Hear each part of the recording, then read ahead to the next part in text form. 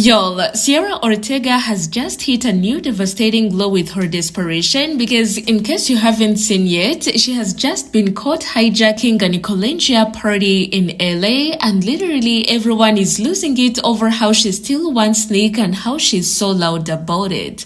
Well, you remember Cierra Ortega from Love Island, who was kicked off on the show and gave Nick a chance to be coupled up with Olandria. She's been pretty vocal about how it hurt her so much that Nick moved on with another woman, but at this point in time, it looks like she has now gone too far, that she has just intruded a party that was hosted by Nick and Olandria. Well, Nick and Olandria have been collaborating with Agua de Kefir for a while now, and as part of their collaboration, Agua hosted a Halloween party in their name where some of the Nicolandria stans were invited. Now, that is the party that Cierra has found her way in, and as if that isn't bad and embarrassing enough for her to want to be at a party like this knowing the whole situation, well, turns out she wasn't even invited by Agua themselves. She came in as a +1, and the fact that she went as a +1 just makes this whole situation more humiliating for her, because it's not like she was even invited by the brand themselves, but by someone else.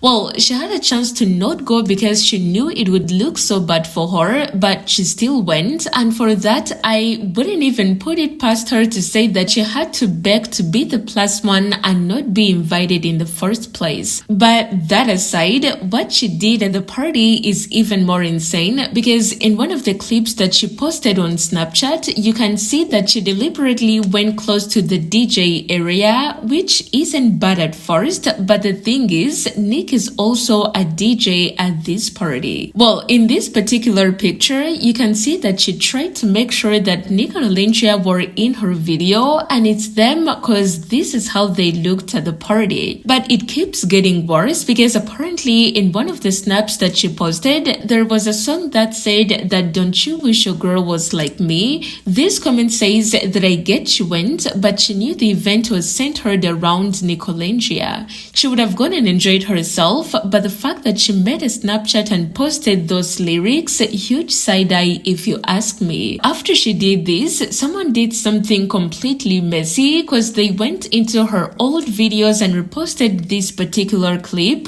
where Cierra was saying that there's a guy who she used to have a crush on and he was in her city, and apparently she wanted him to tell her that she was in her city, not because she wanted to see him, but because she wanted to turn him down. That situation sounds like the Nick and Olandria party because it took place in LA where she lives, and it's interesting to know that she has that kind of mindset going on already. I used to have a crush on this guy who lives across the country, and when I say used to have a crush on him, I mean because he's an asshole and I no longer have a crush on him.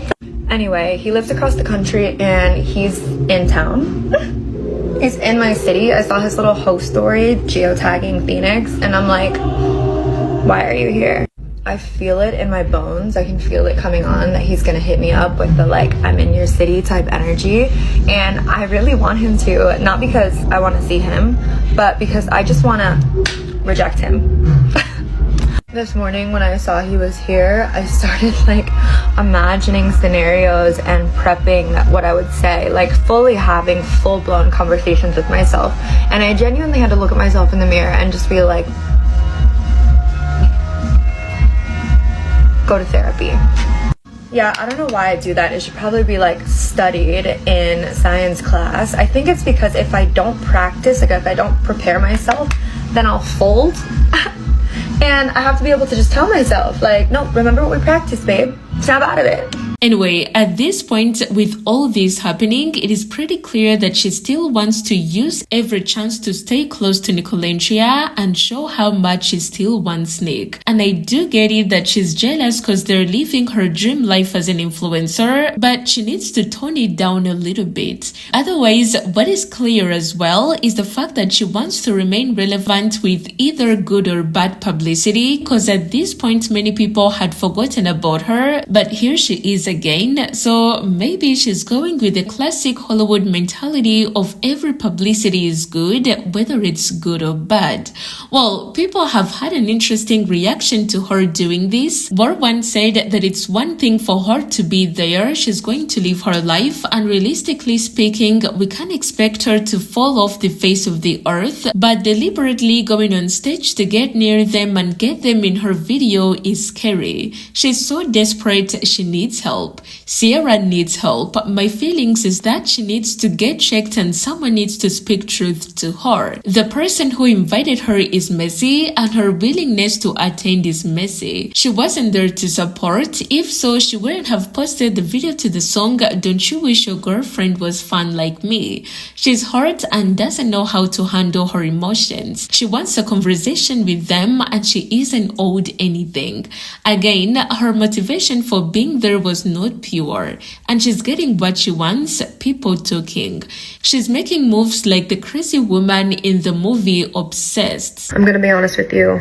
I feel like my feelings about it change every day, and it's so complex. Like, there's so many layers involved to it. I don't think I could ever explain it in a way where I could expect everyone to understand. At its core, I'm just a girl who liked a boy.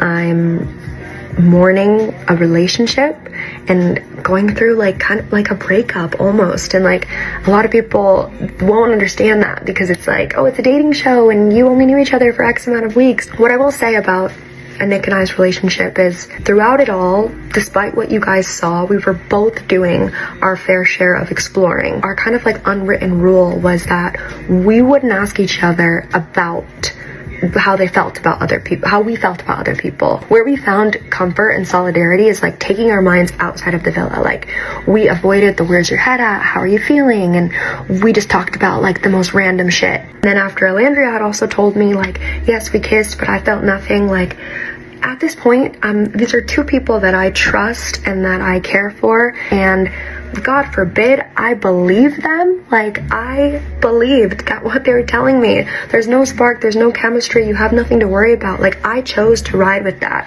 And was there a part of me that was like, fuck, should I be mad about this? Of course. But I think in there you have to choose what you're gonna give your emotion to.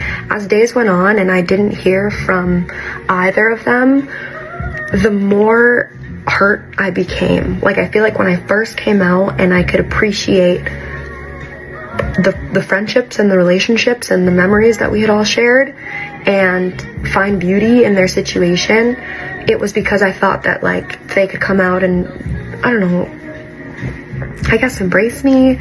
But as the days went on and it just kind of felt like I never existed, and like the friendship Olandria and I shared had never existed, and the relationship that Nick and I shared had never existed, like, that shit hurts. Being shut down with no closure, like, it's closure that I've had to provide for myself, and it's a lot.